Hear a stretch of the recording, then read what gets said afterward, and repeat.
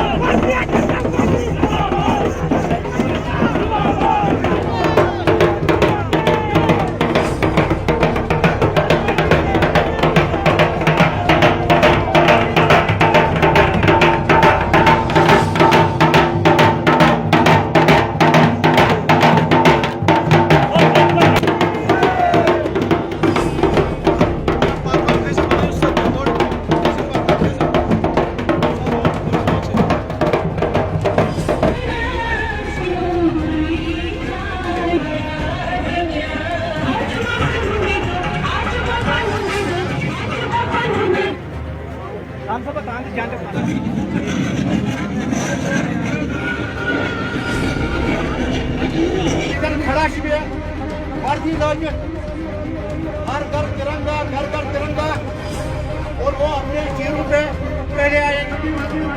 तुम ये नजर तुम हमारे मुझे वो पसंद नहीं सारी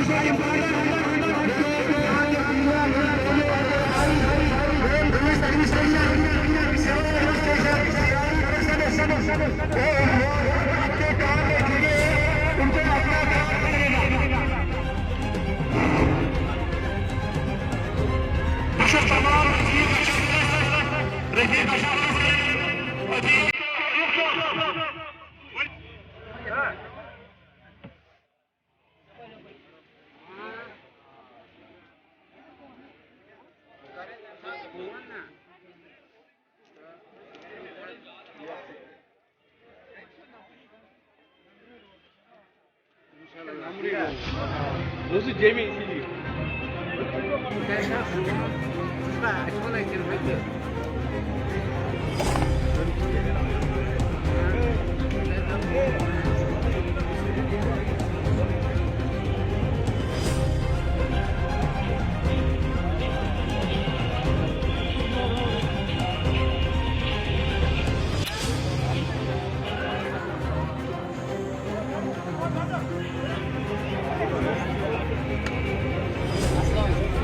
Amir.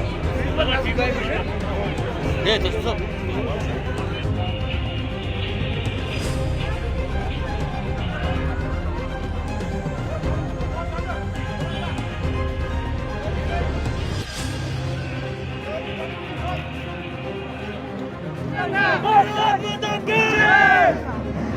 तुम्हारे साथ हैं, कदम बढ़ाओ, हम तुम्हारे साथ हैं, तुम्हारे साथ जी कदम बढ़ाओ, हम तुम्हारे साथ हैं, जी कदम बढ़ाओ, हम तुम्हारे साथ हैं, कदम बढ़ाओ, हम तुम्हारे साथ हैं, कदम बढ़ाओ, हम तुम्हारे साथ हैं, कदम बढ़ाओ, हम तुम्हारे साथ हैं, कदम बढ़ाओ, हम तुम्हारे साथ हैं, माता जी माता जी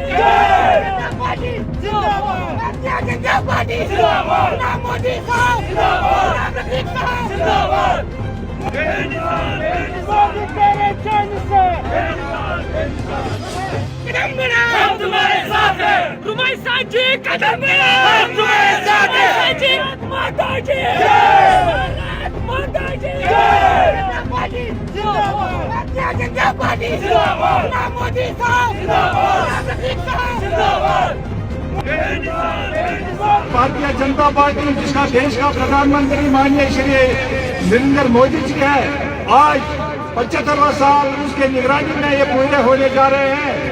तो इसीलिए आज आपको लग रहा है कि देश के प्रधानमंत्री में कितना दम और कितना ताकत है। आज पूरे हिंदुस्तान के हर गली कोचों में बच्चे बुजुर्ग माँ बहन हर किसी के हाथ में तिरंगा है। अभी से क्या बताएं क्या हमारे दिन है। अनंतनाग की सियासत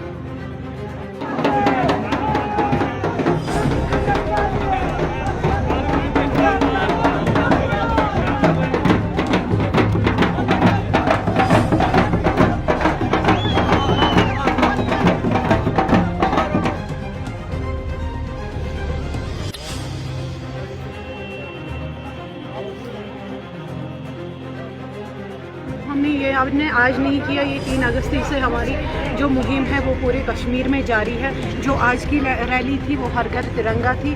जो हमने सब हमारे कार्यकर्ताओं में थे उनने फ्लैग बांटे, वो अपने घरों में चढ़ाएंगे।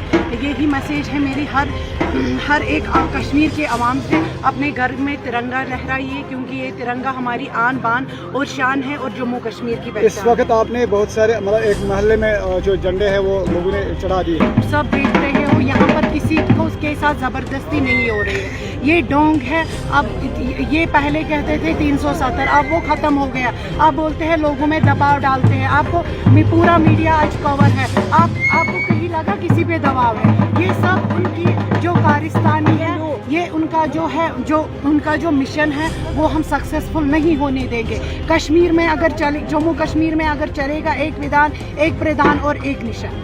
तो क्या मैसेज है आपकी तरफ? मेरी मैसेज यही है हर किसी कश्मीर के आवाम से, उन्होंने मोदी जी का साथ दिया भी है और देंगे भी, कि अपने अपने हर घरों में तिरंगा लहराइए, क्योंकि तिरंगे से ही हमारी पहचान है। पार्टी ने इसलिए ये काम नहीं किया क्योंकि उनमें इनके जाति मुफाद थे। और जाति मुफाद क्या थे कि ये परिवारवाद करना चाहते थे। ये चाहते थे केवल और केवल पहले शेख साहब के बाद फारूक साहब के बाद उमर साहब, अब उमर साहब के बाद भी कोई नहीं कि अब्दुल्ला साहब जो हैं वही कश्मीरियों पर राज करें।